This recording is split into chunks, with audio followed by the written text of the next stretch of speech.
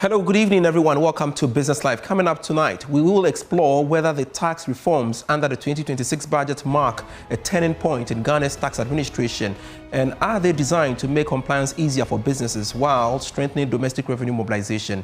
We are live with a tax expert. Also in this bulletin, cost of building drops for the fifth consecutive time to 9.7% in new index report put together by the Ghana Statistical Service.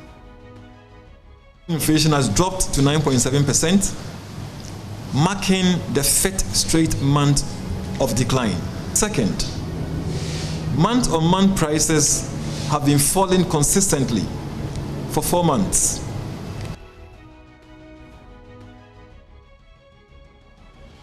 Plus, commercial banks urged to shift from traditional collateral-based lending and adopt modern credit scoring models to expand access to finance. I wish to use this opportunity to urge you to move beyond traditional collateral-based lending. Embrace credit scoring models that consider cash flow. These are more for you. Please stay on.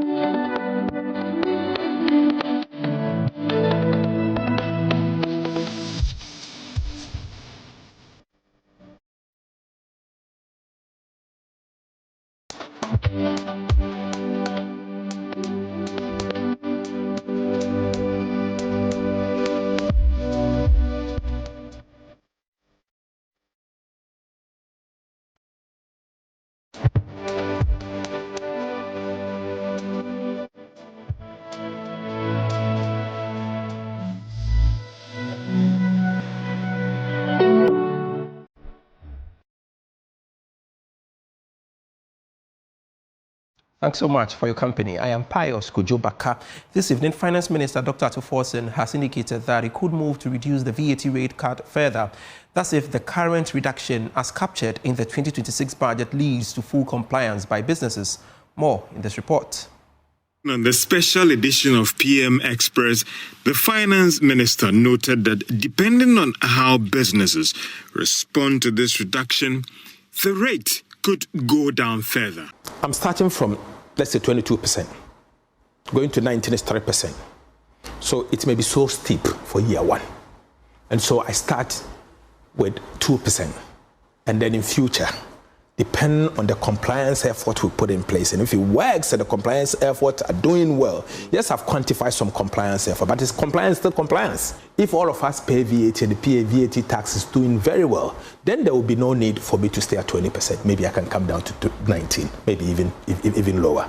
The Finance Minister also noted that these tax reforms, together with the removal of COVID-19, should reduce the cost of doing business, bring some relief to enterprises, and restore investor confidence. These tax reforms, according to the Finance Minister, should release almost 10 billion Ghana cedis to businesses. Revenue and total grants, the Finance Minister is hoping to realize 268 billion Ghana cedis by the end of this year, up from 226.7 billion Ghana cedis in 2025.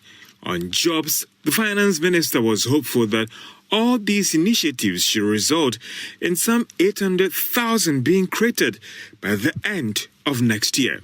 The 63 billion road contracts under the big push awarded so far will generate an estimated 490,000 new jobs. Mr. Speaker, this estimation is consistent with the World Bank metrics on job creation from road infrastructure.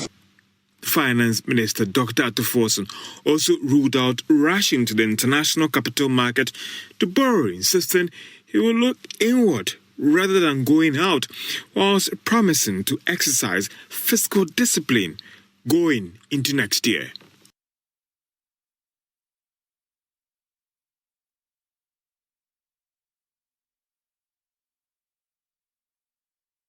All right, so let's bring in a tax expert. Francis Timoboy joins us via Zoom for a conversation at the back of this. Francis, pleasure you could make time to join us here on Business Live.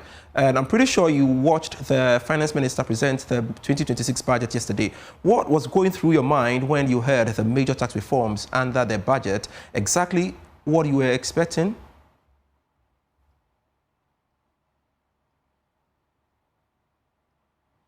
All right, so we shall reconnect with Francis Timoboy, a tax expert, to share his perspective with us on the revenue reforms undertaken by the government as part of the 2026 budget. We shall rectify the lines and speak to Francis Timoboy. So, Francis, thank you so much for rejoining us this time round. What was going through your mind when you watched the Finance Minister announce major tax reforms in the 2026 budget?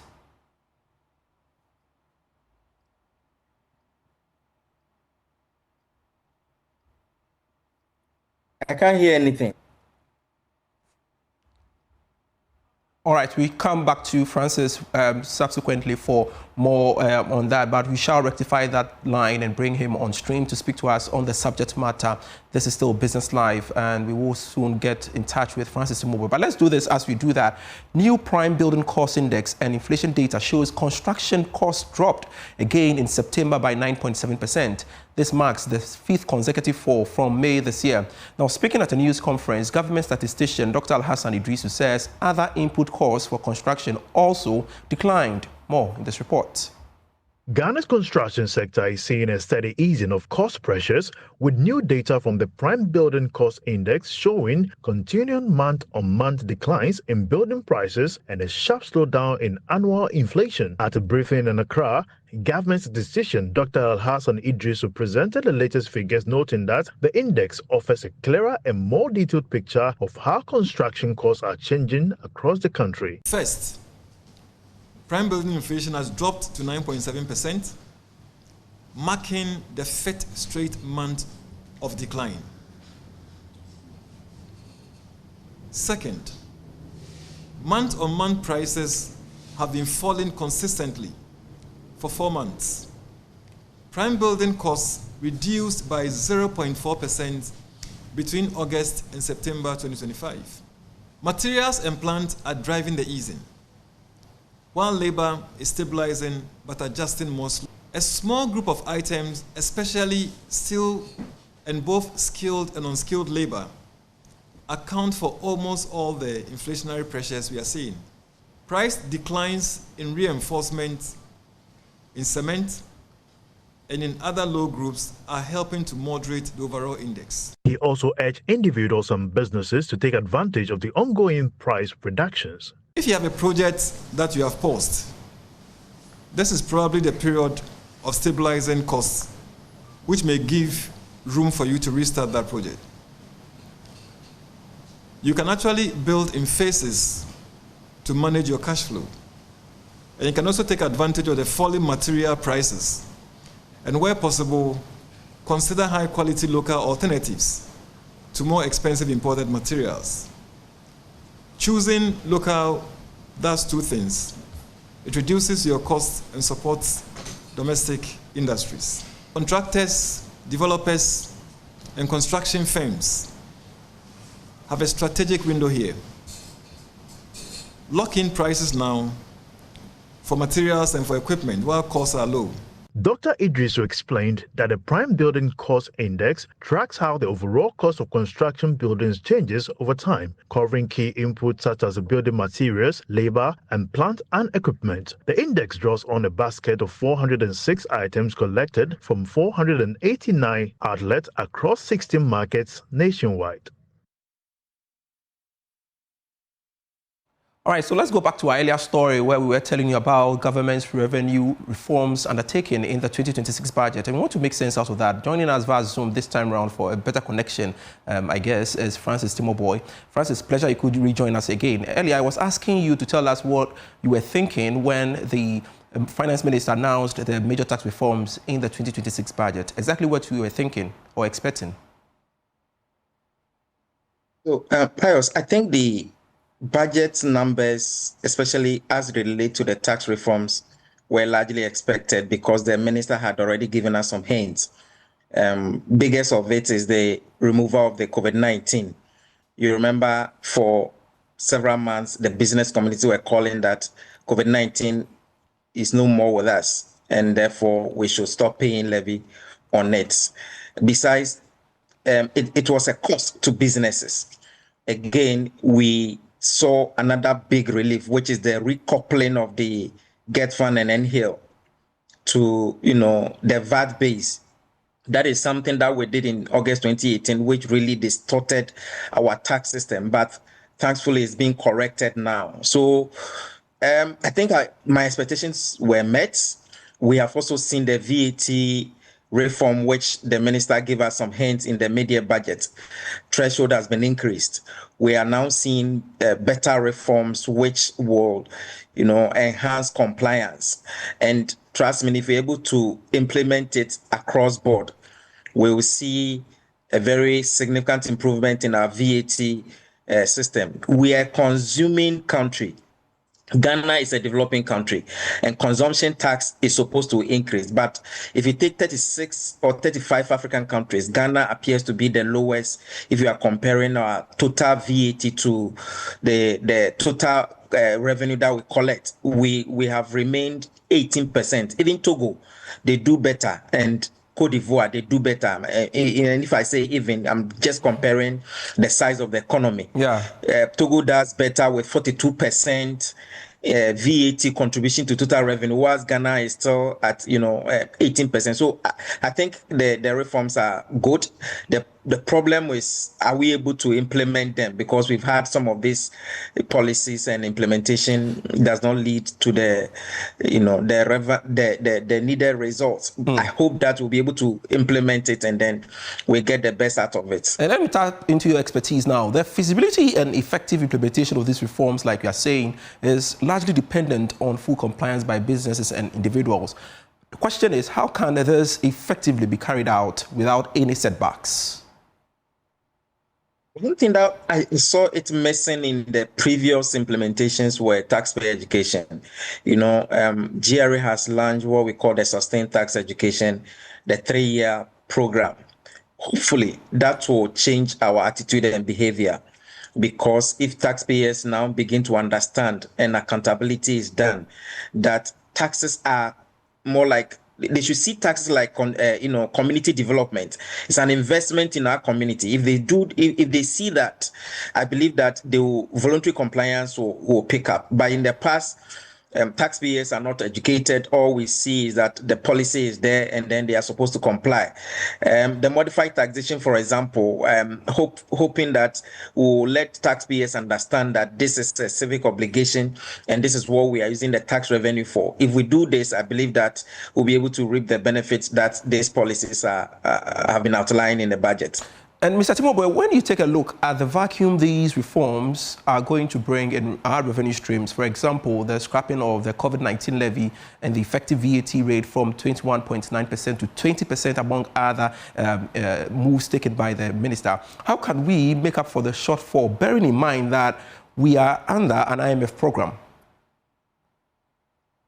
I think the focus of this government is largely not in increases in tax rates, but they want to do it more smarter.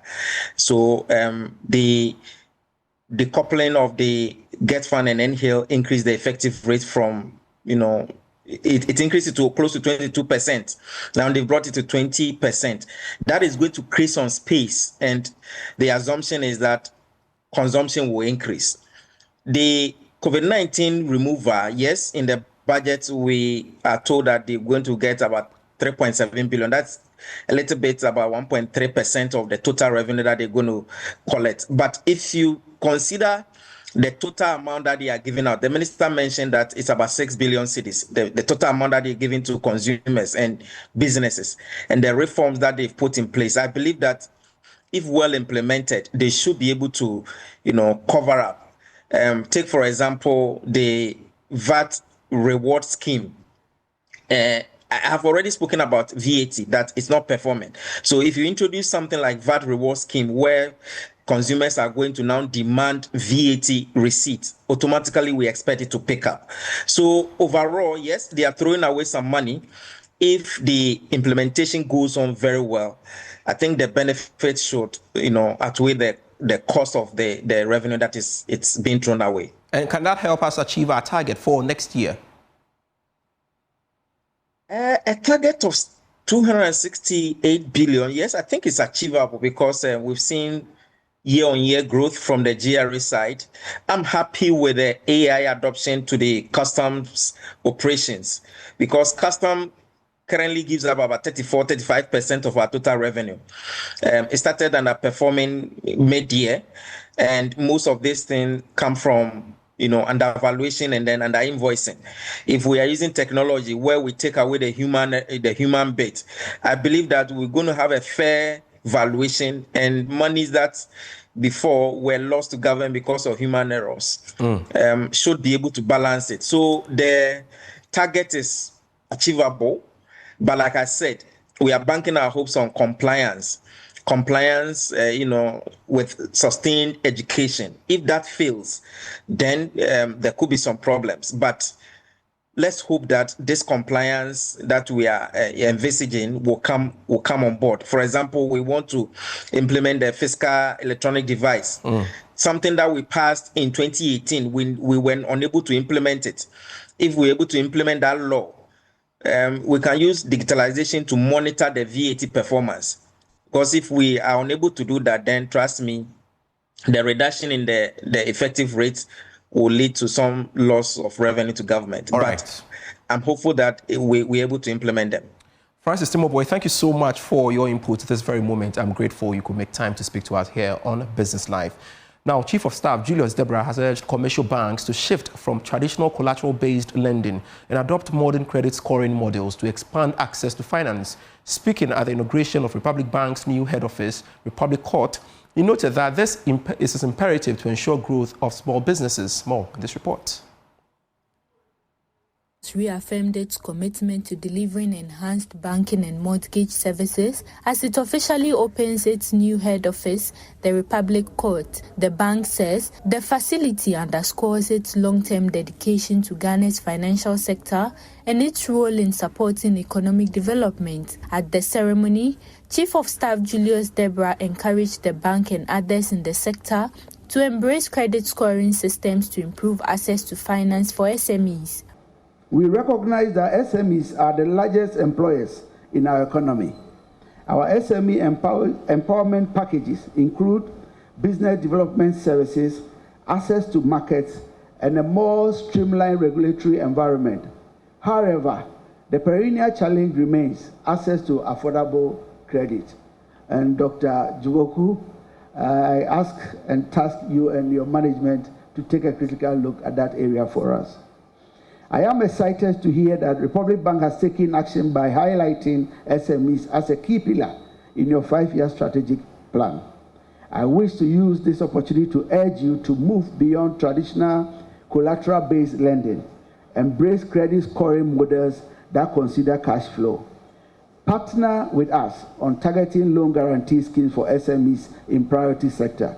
Managing Director of the bank, Dr. Benjamin Joboku, said the bank will continue to prioritize customer needs to ensure the sustainability of its operations. This edifice will help us to do more for our people. Distinguished guests, this historic event under the banner of reimagined possibilities of Republic Verse. It is an avenue that will give us all our commitment to do more for the people of Ghana. Chief Executive of the Ghana Association of Banks, John Ewa, urged Republic Bank to strengthen its services through the adoption of modern technology. Invest in technology, invest in cybersecurity, because that is where the future of banking is going. Just yesterday, I was at an event, and I told the audience that if you are a bank and you are still thinking about credit committee meetings and a lot of these meetings, a committee, then you are not running a bank. You should be thinking about which technology will take us to approving that loan. And I'm sure that is where Dr. Joboku and Republic Bank, geared towards doing.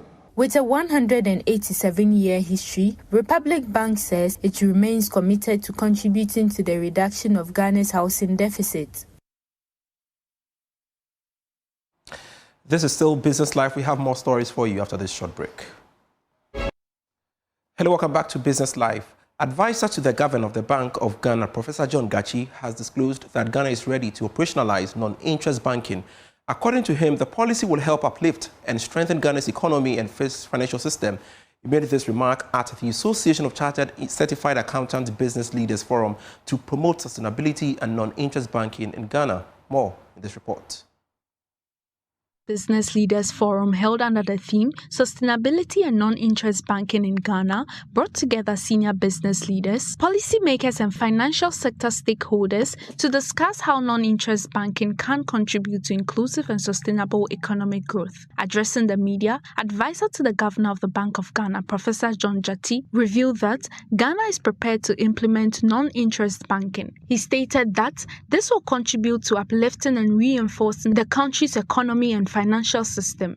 We are ready and we are upbeat about that because we know it is going to diversify the way trade is financed in the country. We know that it's going to diversify the way projects and infrastructure is financed in the country. And then we also believe it's going to inject new set of jobs into the country. In the financial sector, more importantly in the capital market, new banking jobs will be created. He added that the central bank is working closely with key stakeholders to drive education and professional training in the area of non-interest banking, ensuring that the concept is well understood and properly implemented within the financial ecosystem. We engage with professional bodies, including ACCA, Institute of Chartered Accountant Ghana. We involve Chartered Institute of Bankers, Chartered Institute of Chartered Economists. We involve all of them. CIMA, the marketing professional bodies, we involve all of them. That's all for Business Life for today. I am Pius Kojobaka. Feel free to log on to myjoyonline.com/business.